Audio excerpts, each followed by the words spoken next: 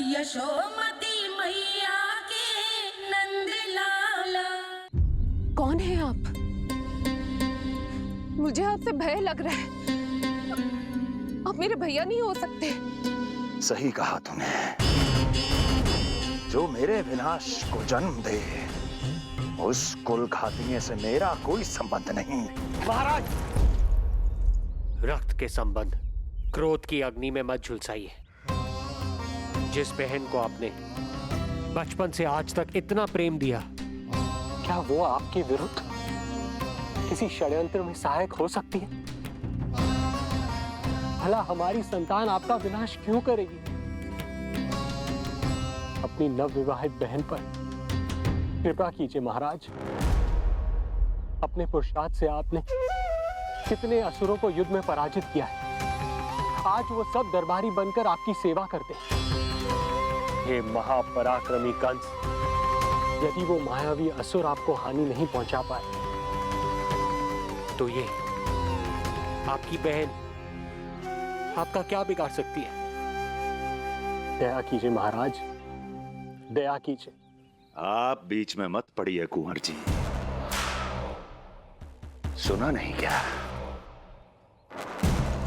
इसकी 8वीं संतान मेरा वध करेगी। जब मां ही नहीं बचेगी, तो 8वीं संतान के जन्म का तो प्रश्न ही नहीं उठता। यदि ऐसा है तो आप मुझे मार दीजिए। जब मैं ही जीवित नहीं रहूंगा, तो देवकी की संतान होने की संभावना ही समाप्त हो जाएगी। अपने बहनोई की हत्या का पाप मैं नहीं कर सकता। और बहन की हत्या का पाप कर सकते हैं? जिसे जीवन भर प्रेम दिया है, उसके प्राण लेने का अधिकार है मुझे। प्रिय भैया, यदि आपको इस विषय में इतना संदेह है, तो आप हमारी 8वीं संतान के प्राण ले लीजिएगा। बल्कि 8वीं संतान ही क्यों, उसका जन्म होने तक हमारी सभी संतानों का वध आप स्वयं अपने हाथों से कर लीजिए। स्वामी! हे मथुराधिपति, मेरी पत्नी को प्राण दान दे दीजिए। मैं महाराज शूरसेन का पुत्र वसुदेव आपको वचन देता हूँ, अपनी 8 संतानों को जन्म लेते ही स्वयं आपके सामने प्रस्तुत करूंगा। अपनी 8 संतानों को जन्म लेते ही स्वयं आपके सामने प्रस्तुत करूंगा।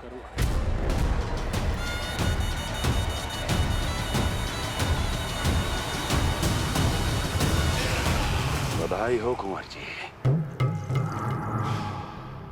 अपनी पत्नी के प्राण बचाने में आप सफल हुए, किंतु आपकी संतानें इतनी भाग्यशाली नहीं होंगी। वचन स्मरण रहे।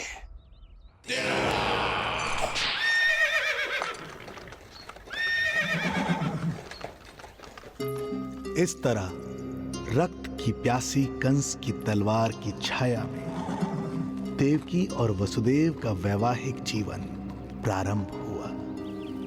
जब कंस की निर्ममता और वसुदेव के वचन का ये दुखद समाचार गोकुल पहुंचा, तो हे नारायण, अर्थात राजा वसुदेव यदि कंस के सामने गिड़गिड़ाते नहीं तो रानी देवकी के प्राण चले जाते। हाँ नंदराज, और अब वो दोनों कंस के महल में हैं, किंतु वो महल भी उनके लिए किसी बंदी गृह से कम नहीं है।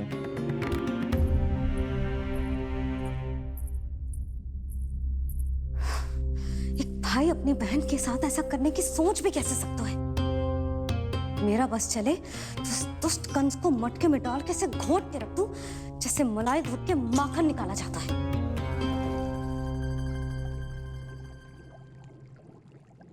ना, माखन ना, जे कंस तो कीड़ा है। इसे तो पटक पटक के ऐसे मारना चाहिए जैसे कीड़ा निकालने के लिए धान के गट्ठर को पटका जाता है।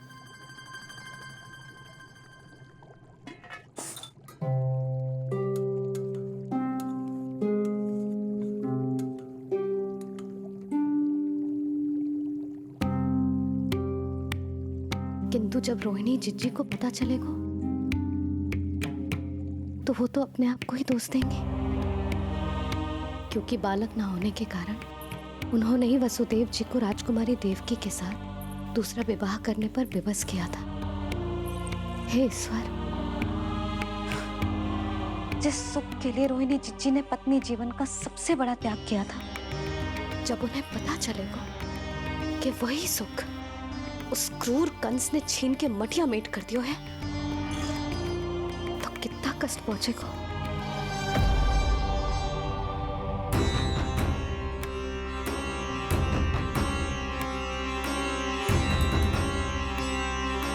रोहिणी जीजी,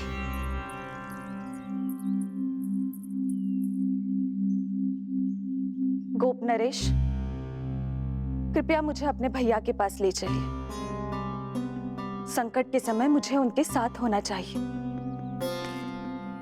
किंतु भाभी, पता चलो है वसुदेव भैया और देवकी भाभी कंस के महल में कड़े पहरे में रखे गए। पति पत्नी एक दूसरे का संबल होते हैं। कंस का पहरा कितना भी कष्टदायक क्यों ना हो, इस समय उन्हें और बहन देवकी को मेरी आवश्यकता है।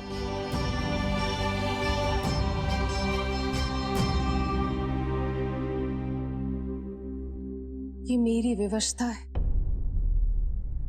ये यादव कुलदीपक होकर भी आपको इस महल में बंदियों की तरह रहना पड़ रहा है, और मैं कुछ कर भी नहीं पा रही। काश आपने मुझसे विवाह ही ना किया होता।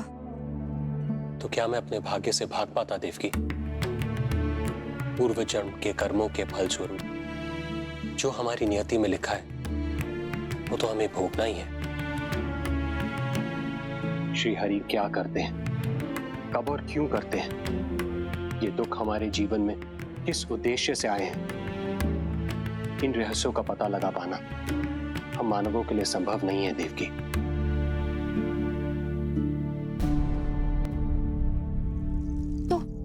तो फिर चलिए यहां से भाग चलते हैं, कहीं ऐसे स्थान पर जहां भैया की छाया भी हम पर ना पड़ सके। नहीं प्रिय, कंस के गुप्तचरों की दृष्टि हम पर अवश्य होगी, और मैं ऐसा कोई कार्य नहीं कर सकता जिससे तुम्हारे जीवन पर कोई संकट आए। और मैंने उन्हें अपनी सभी संतानों को सौंपने का वचन भी दिया है। अपना वचन मेरे लिए प्राणों से भी अधिक महत्वपूर्ण है देवकी।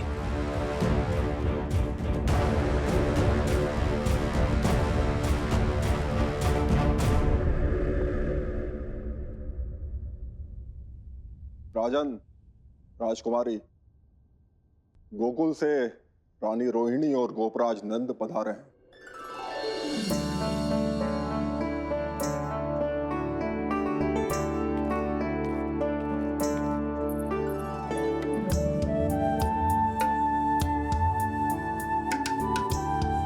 स्वामी,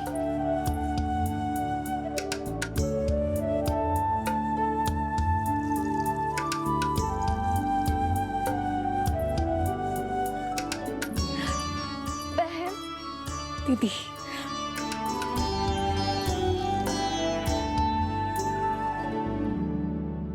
भाई नंद, जो आप हमारे लिए कर रहे हैं उसके लिए धन्यवाद शब्द बहुत छोटा है। मैं अपने भाग्य को स्वीकार कर चुका हूं। यदि यही श्री नारायण की इच्छा है तो यही सही।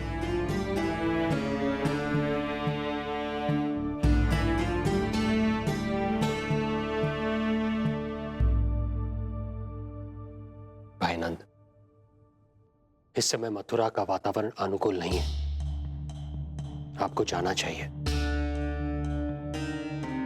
यशोदा भाभी भी चिंतित हो रही होंगी, उनसे कहिएगा हम यहां सुरक्षित हैं अभी तक।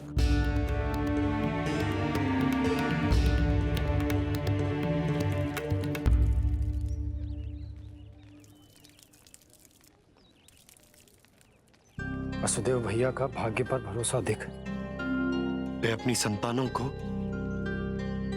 कंस को अवश्य सौंपेंगे। हे ईश्वर, इतना कठोर वचन, जब इसे निभाने का कठिन समय आएगा तो कैसा अनुभव करेंगे वे? उनका हृदय तो चकनाचूर हो जाएगा।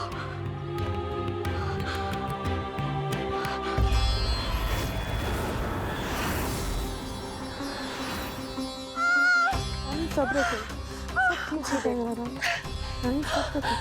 देवकी, मैं महाराज शूरसेन का पुत्र वसुदेव आपको वचन देता हूँ, अपनी 8 संतानों को जन्म देते ही स्वयं आपके सामने प्रस्तुत करूंगा।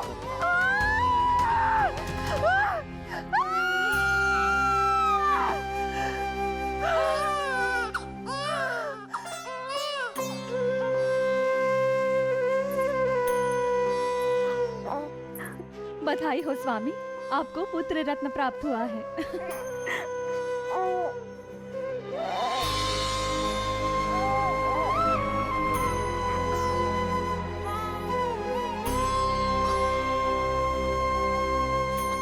महाराज को पता चला तो क्या होगा?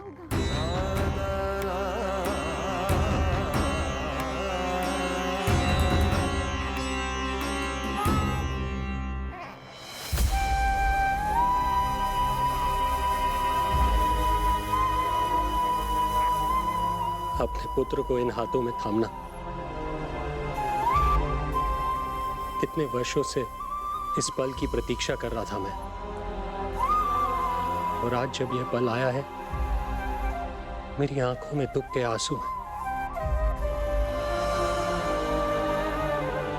एक पिता जब प्रथम बार अपनी संतान को गोद में उठाता है तो सबसे पहले यह सोचता है कि उसे क्या नाम दूं, उसका सुनहरा भविष्य कैसे सुनिश्चित करे। किंतु मैं वो भाग्यहीन पिता हूं जो अपने पुत्र का भविष्य मृत्यु के अंधकार में डुबोने जा रहा है। मैं इसे नाम देकर क्या करूंगा?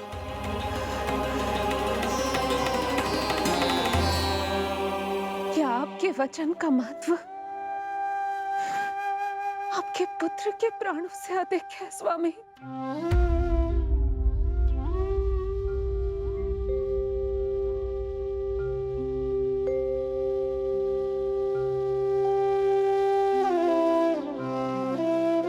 श्री नारायण का दूसरा नाम सत्य होता है देवकी। तुम ही कहो, मैं श्री नारायण से विमुख कैसे हो जाऊं? मुझे अपना वचन निभाना ही होगा। हृदय के टुकड़े टुकड़े क्यों ना हो जाए, मुझे इसे कंस तक ले जाना ही होगा।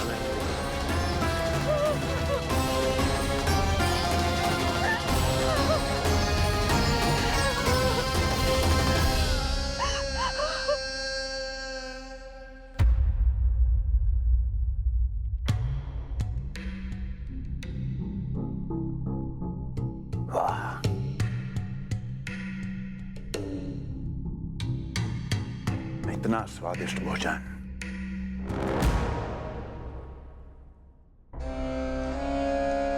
किसी विशेष इच्छा की पूर्ति के लिए मुझे सम्मोहित तो नहीं करना चाहती?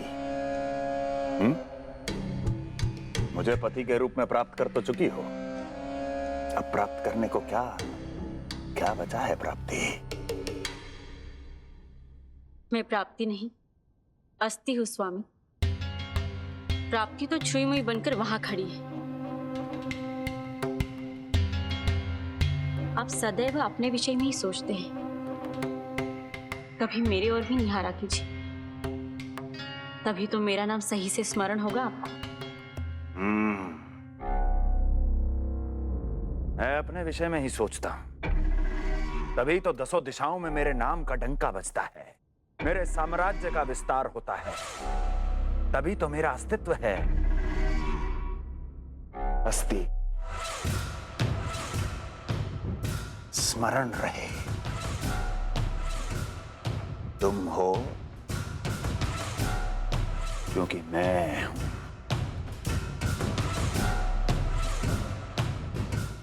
वन में यदि सिंह न हो तो उसके आश्रिति पर गीदड़ भी आक्रमण कर देते हैं। सिंह कभी अपने शत्रु को एक क्षण भी जीवित नहीं छोड़ता महाराज। आपने तो छोड़ दिया देवकी को।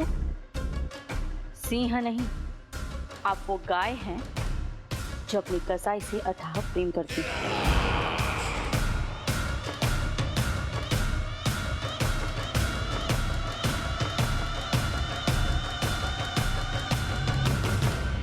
सभी संतानों को जन्म लेते ही मेरे पास लेकर आएगा, ये वचन दिया है वसुदेव ने मुझे। तो फिर आया क्यों नहीं महाराज? प्रथम शिशु का जन्म तो हो चुका है।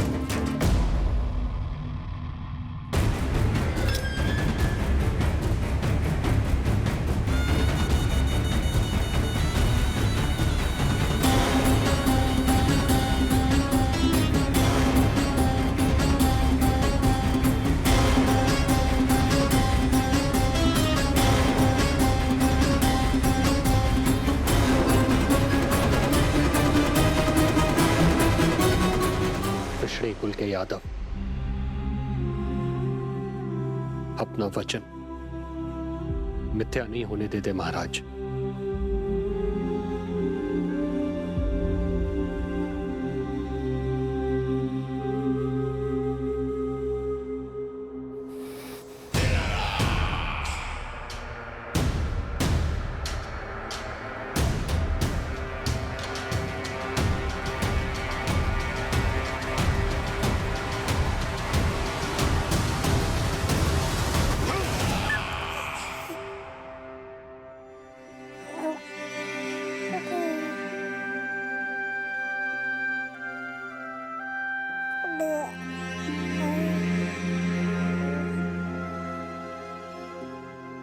ये देवकी का पुत्र है, मेरी बहन जो मुझे प्रिय हुआ करती थी, उसका प्रथम पुत्र है ये, मेरा प्रथम भांजा।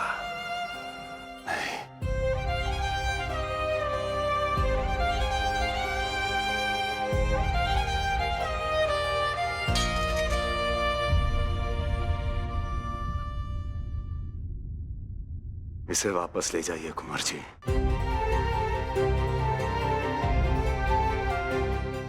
देवकी की प्रथम संतान से मुझे कोई संकट नहीं।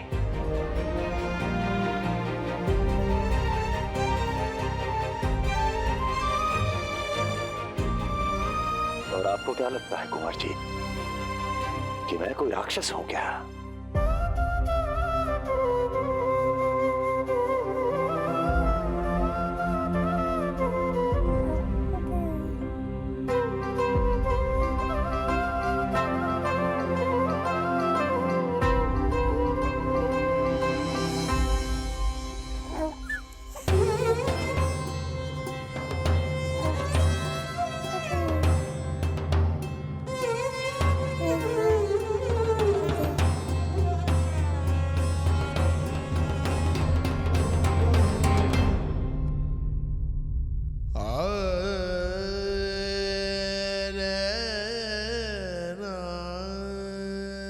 तो उसे अपने गोद पे भी नहीं उठा पाई थी दीदी।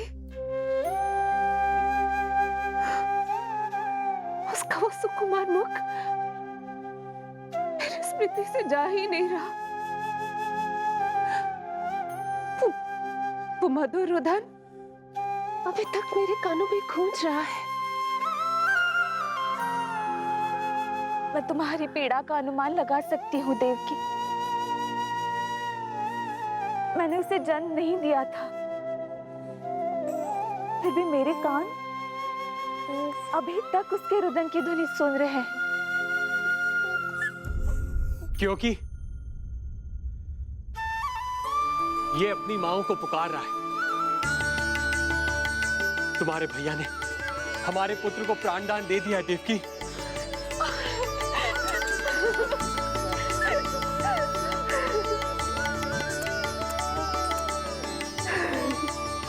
स्वामी, अब अपने पुत्र का नामकरण कीजिए। इसे ऐसा नाम दीजिए कि इसका भविष्य यश और कीर्ति से परिपूर्ण हो। कीर्तिमान, कीर्तिमान होगा इसका नाम।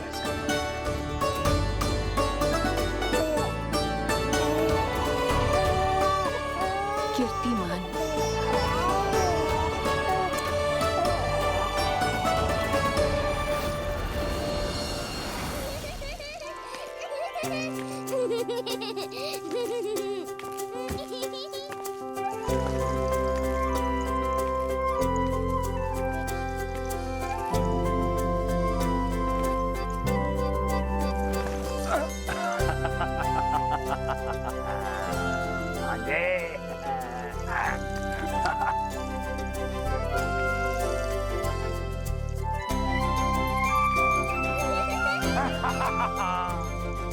भांजे भांजे, मामा से बचना असंभव है।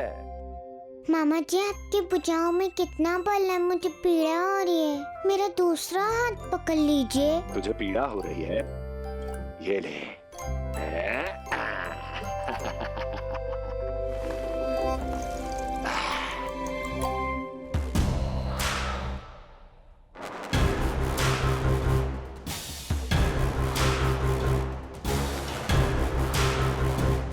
नारायण नारायण। मामा जी मूर्ख बन गए, मामा जी मूर्ख बन गए, मामा जी मूर्ख बन गए। इतना दुस्साहस! जा खेल। अब मामा जो है देवर्षि के साथ मंत्रणा करेंगे। जा खेल। क्योंकि अत्यंत महत्वपूर्ण ना हो तो देवर्षि हमारे द्वार पर आने का कष्ट नहीं उठाएंगे। कहिए देवर्षि, कैसे आना हुआ?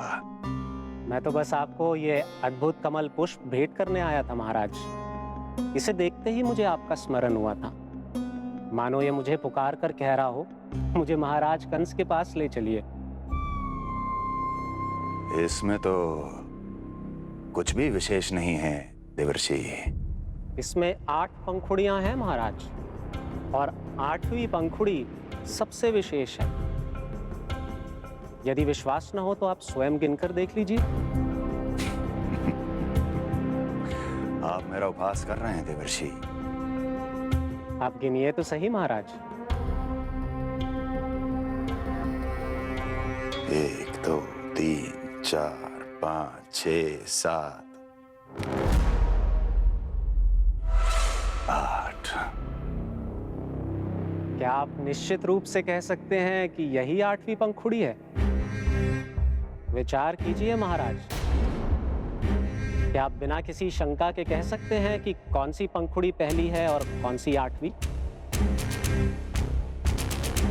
क्या आप पूर्ण विश्वास के साथ कह सकते हैं कि कौन प्रथम है और कौन अंतिम? फिर चाहे वो पंखुड़ी हो या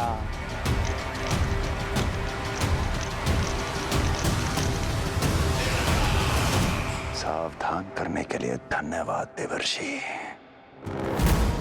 कंस के साथ धोखा करने वाले को अति भीषण दंड मिलेगा। भविष्य में ऐसी कल्पना मात्र से ही मेरे शत्रु भय से कांप उठेंगे। मथुरा नरेश, मैं तो मात्र पंखुड़ियों की बात कर रहा था। यदि आपने कुछ और समझ लिया है तो उसका उत्तरदायित्व मेरा नहीं है। नारायण नारायण।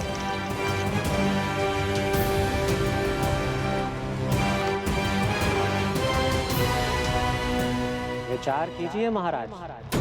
क्या आप बिना किसी शंका के कह सकते हैं कि कौन सी पंखुड़ी पहली है और कौन सी 8वीं? क्या आप पूर्ण विश्वास के साथ कह सकते हैं कि कौन प्रथम है और कौन अंतिम? फिर चाहे वो पंखुड़ी हो या...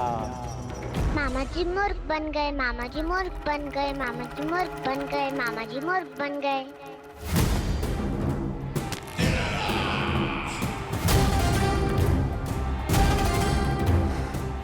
कंस को कोई मूर्ख नहीं बना सकता। कीर्तिमान। जी मामा जी। क्रोध काम लोभ मद मोह मत्सर, क्रोध काम लोभ मद मोह मत्सर, क्रोध काम लोभ। मामा जी मुझे दर्द हो रहा है। काम लोभ मद मोह मत्सर, क्रोध काम लोभ मद मोह मत्सर। स्वामी, ये कीर्तिमान के लिए कैसा लग रहा है? ये लीजिए स्वामी।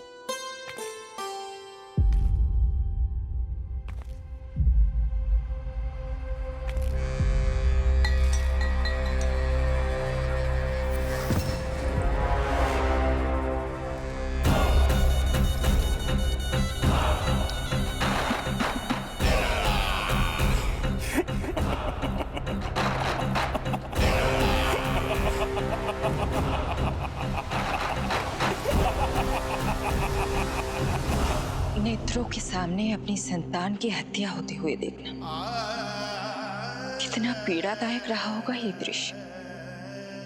किंतु प्रभु, यदि देवर्षि नारद कंस के हृदय में संदेह का बीज न बोते तो कंस ऐसा कभी नहीं करता। तो फिर उसे उकसाए ही क्यों देवर्षि ने? आप भूल गए देवराज, समस्त संसार में जो भी होता है मेरी इच्छा अनुसार ही होता है।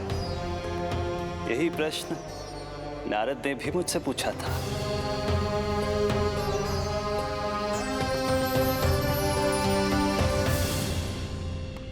नारायण नारायण।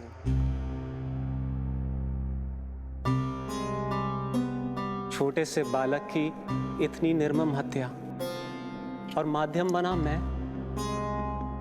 प्रभु, ये कैसी लीला है आपकी? अभी तो देवकी की 5 और संतानों की हत्या होना शेष है नारद। अब से कंस शिशुओं के जन्म लेते ही उनकी हत्या कर देगा। यदि जन्म के तुरंत बाद ही मृत्यु होनी है तो जन्म का लाभ ही क्या है प्रभु? यही विधि का विधान है नारद। कीर्तिमान और शेष 5 बच्चे श्रापग्रस्त हैं। जन्म के कर्मों के अनुसार अल्पायु होना उनकी नियति है। उनकी मृत्यु के बाद ही शेषनाग के अंश के रूप में बलराम और मेरे अंश के रूप में श्री कृष्ण का अवतार संभव होगा। नारायण नारायण।